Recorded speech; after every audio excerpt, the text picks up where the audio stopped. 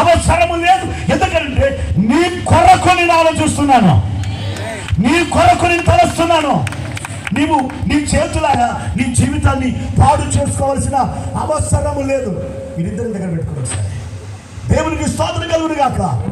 క్రీస్తునందు నా ప్రియమైనటువంటి వారులారా, ఆలోచించండి, దేవుని మాటలు ఆలోచించండి. నువ్వు దేని గురించి ఆలోచించే పని లేదని దేవుడు చెప్తున్నాడు. ఈ రోజున భయం మనల్ని ఏలుబడి చేస్తుంది. ఎప్పుడైతే నీ పరిస్థితి పట్ల, నీ కుటుంబం పట్ల, నీ జీవితం పట్ల ఒక రకమైనటువంటి భయం నిన్ను కమ్ముకుంటుందో, ఆ భయానికి తోడు సందేహం ఎదురై, సందేహము తోడై అది నిన్ను ఎక్కడ తీసుకెళ్తా తెలుసా? ఒక మరణకరమైన అనుభవానికి తీసుకుని వెళ్తుంది, ఒక చావుకు నడిపిస్తుంది నిన్ను. అందుకే దేవుడు అన్నాడు ఈ పరిశుద్ధ బైబిల్ గ్రంథంలో, ఆయన చెప్పాడు, భయపడకు భయపడకు భయపడకని. ఒక్కసారి కాదు, 366 సార్లు, సంవత్సరానికి 365 రోజులు, లీప్ సంవత్సరానికి 366 రోజులు, 366 రోజులకి 366 సార్లు అని చెప్తున్నాడు, భయపడకు. ఉదయం లేచి, దేవా నాతో ఒక మాట మాట్లాడయ్యా అని అడిగితే దేవుడు అంటాడు, భయపడకు, do not fear my dear daughter, my dear son, do not fear. నువ్వు భయపడద్దు అంటున్నాడు ఆయన. రేపు ప్రార్థన చేస్తే భయపడుకుంటున్నాడు, ఎల్లుండి లేచి ప్రార్థన చేస్తే భయపడుకుంటున్నాడు. 365 days ఆయన చెబుతున్నాడు, భయపడవద్దు, నువ్వు భయపడవద్దు. ఎందుకంటే సమస్త భయాలను గెలిచినటువంటి వాడిని, సమస్త భయాన్ని గెలిచిన వాడిని. నా ప్రియ దేవుని బిడ్డలారా, ఈ ప్రపంచంలో భయంకరమైనది ఏంటో తెలుసా? ఈ ప్రపంచంలో భయంకరమైనది ఏంటంటే భయమే భయంకరం, భయమే భయంకరం. ఒక భయం నీ లోపలికి వచ్చిందంటే, ఒక నెగటివ్ ఫీలింగ్ నీ లోపలికి వచ్చినట్టే, ఒక నెగటివ్ ఆలోచన వచ్చినట్టే. అందుకే జిగ్ జగ్లర్ అనే ఒక సైకాలజిస్ట్ అంటాడు కదా, fear is the dark room where negatives are developed అంటాడు ఆయన. అంటే దాని అర్థం ఏంటంటే, భయం అనేది చీకటి గది లాంటిదట. ఆ చీకటి గదిలో వెనకటి రోజుల్లో ఈ డిజిటల్ కెమెరాలు లేనప్పుడు నెగటివ్స్ ఉండేసి, ఫిల్ములు ఉండొచ్చి, నెగటివ్ ఆ చీకట్లో అతడు ఒక ప్రాసెస్ ద్వారా ఒక అందమైనటువంటి ఫోటో వేసేవాడు, ఆ బొమ్మ వేసేవాడు. దేవుని బిడ్డలారా, నెగటివ్ లో ఎంత అందగాడైనా, ఎంత అందగత్త అయినా చూస్తే దయ్యం ముఖంలో కనబడుతుంది. నా ప్రియ దేవుని బిడ్డలారా, నెగటివ్ అంటేనే అది.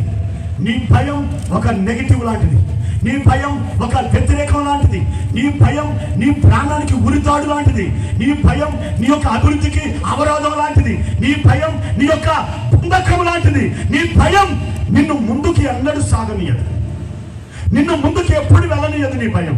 అందుకే దేవుడు అంటున్నాడు, భయపడవద్దు నా బిడ్డ, భయపడద్దు నా బిడ్డ అని దేవాది దేవుడితో మాట్లాడుతున్నాడు.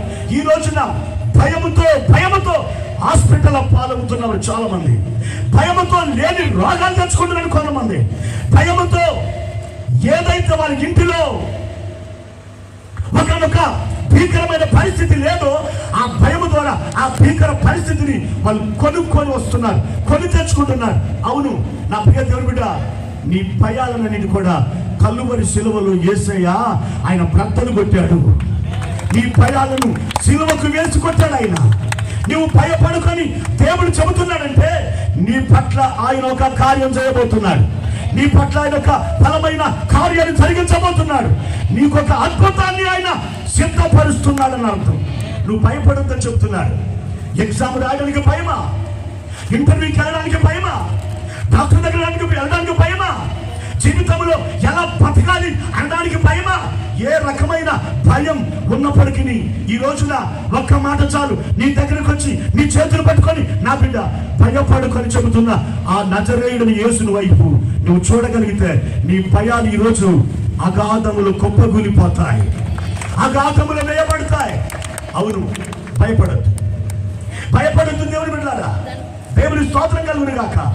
అవును, అర్థవంతమైన భయాల కంటే అర్థరహితమైన అర్థము లేని భయాలు ఈ రోజున మనిషిని పీడిస్తున్నాయి. ఒక మాట చెప్పనా? మత్తయి సువార్త 14వ అధ్యాయంలో, మీరు తీయాల్సిన అవసరం లేదు, జస్ట్ నా మాట వినండి.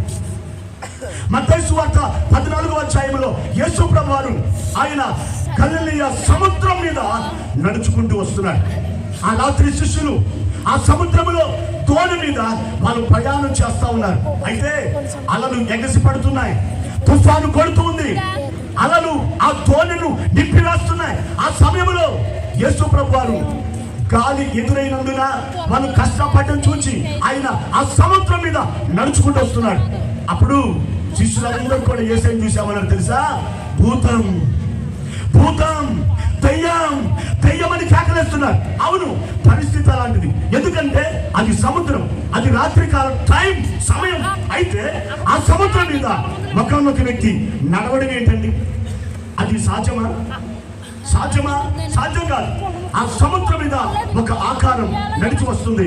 ఆ సమయంలో వీళ్ళందరూ కేకలేస్తున్నారు, దయ్యం, దయ్యం, భూతం అని కేకలేస్తుంటే యేసు ప్రభు అన్నాడు, నేనే, భయపడుకుని, నేనే, భయపడుకుని అని యేసు ప్రభు అన్నాడు. పేతురు అన్నాడు కదా, ప్రభువా నీవే అయితే, ప్రభువా నీవే అయితే అంటే అర్థమేంటి? నీవు గనక కాకపోతే మా కర్మ ఈ సముద్రం చస్తాం మేము అని అర్థం.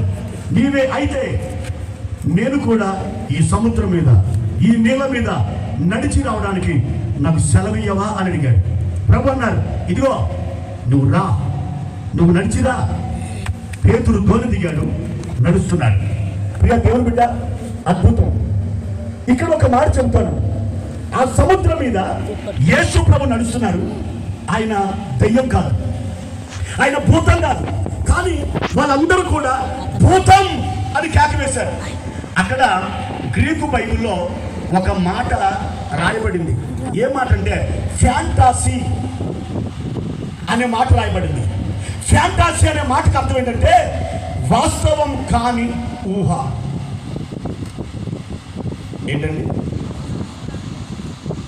వాస్తవం కాని ఊహ. ఆయన వాళ్ళ ప్రభువే, ఆయన వాళ్ళ దేవుడే, ఆయన వాళ్ళ రక్షకుడే.